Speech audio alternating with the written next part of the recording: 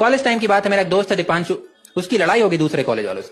शाम का टाइम था, मैं कॉलेज से आके सो रहा था, उसने मुझे कॉल किया कि भाई लड़के लेके आजा, लड़ाई हो गई है। और मैंने बहुत ही जेन्युइन सवाल पूछा कि अभी आना है? तो उसने मुझे 3-4 गालियां दी, जिससे मेरी नींद खुल गई। मैं उठा, मैंने देखा बाहर सूरज डूब रहा है, ठंडी हवा चल रही है, चिड़िया बोल रही है। मैं उठा, मैंने मुंह धोया, मॉइस्चराइजर लगाया और मम्मी को बोला कि चाय बना दो। तभी दीपांशु का दोबारा कॉल आ गया कि भाई कहाँ पहुंचा? मैंने कहा बगल वाले रूम में। हाँ 5 ही मिनट हुए अभी, बस चाय पी के निकल रहा हूँ। तो फिर से मुझे गाली देने लगा। इस बार उसके गाली में लेयर्स थे, मैं बता नहीं सकता, लेकिन वो यही कह रहा था कि भाई तू चूतिया है, ये लोग मेरी खाल उधेड़ देंगे और तू चाय पीता रहेगा। मैं समझ गया कि दोस्त मुसीबत में है, ये ओकेशन चाय पीने का तो नहीं है।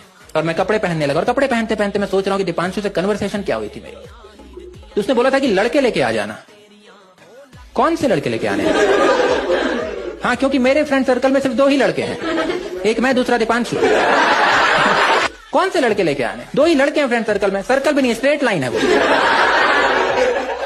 होते ना कॉलेज में 2 लड़के एक साथ घूमते हैं, एक साथ खाना खाते हैं, एक साथ छुट्टी मारते हैं, पूरा कॉलेज उनको गे समझ रहा होता है, मैं और दीपांशु। मैंने उसको कॉल किया कि भाई तू लड़के लाने के लिए बोल रहा था, कौन से लड़के लेके आने? मैं तो यहाँ किसी को नहीं जानता, तू भूल गया क्या कि हमारे सर्कल में कोई है ही नहीं? इस बार उसने मुझे गाली नहीं दी। हाँ, वो समझ गया था कि गाली असर नहीं कर रही है मुझ पर, गिड़गिड़ाने लगा, कह रहा भाई कुछ भी कर यार, कहीं से भी लड़के लेके आ, ये लोग मुझे मार देंगे, कहीं से भी लड़के लेके आ, हो सके तो क्लास के व्हाट्सएप ग्रुप पे मैसेज कर, वहां तो लड़के ही लड़के हैं। ये बोल के उसने फोन काट दिया। मैंने वही किया जो मुझे करना चाहिए, मैंने ग्रुप में मैसेज डाल दिया कि दीपांशु की लड़ाई हो गई है, interested candidates please DM. 2 minute में 37 लोगों ने मेरा मैसेज देख लिया, और उसमें से एक चूतिया का रिप्लाई आ गया कि हाँ भाई कहाँ आना है। अब मेरी फट गई थी कि जाना कहाँ है। अब मेरे अंदर हिम्मत भी नहीं कि दीपांशु को दोबारा कॉल करूं। अब मैं कॉल करूंगा वो सारे लड़के मिलके मुझे मारने आ जाएंगे।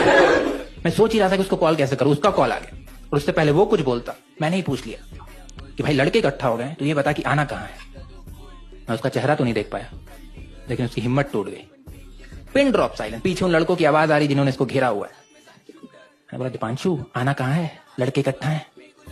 बहुत ही दबी आवाज में उसने बोला कि भाई कॉलेज के पीछे जो फ्लाईओवर है उसको क्रॉस कर, उसको क्रॉस करेगा, आगे ढाबा है, ढाबे से 100 मीटर आगे बढ़ के राइट ले। तभी उन लड़कों ने उससे फोन छीन लिया, और उसने बोला कि भाई तू रहने दे, हम माफ कर दे रहे हैं तेरे दोस्त। हाँ, तूने तो पूरा मेडिटेशन करा दिया यार हमारा, 2.5 घंटे से खड़े हैं यहाँ पे, एक टाइम के लिए तो हम ही भूल गए कि हम हैं कौन, हमारा मकसद क्या है। कॉलेज टाइम की बात है, मेरा एक दोस्त है दीपांशु, उसकी लड़ाई हो गई दूसरे कॉलेज वालों से। शाम का टाइम था, मैं कॉलेज से आके सो रहा था, उसने मुझे कॉल किया कि भाई लड़के लेके आजा, लड़ाई हो गई है। और मैंने बहुत ही जेन्युइन सवाल पूछा कि अभी आना है? तो उसने मुझे 3-4 गालियां दी, जिससे मेरी नींद खुल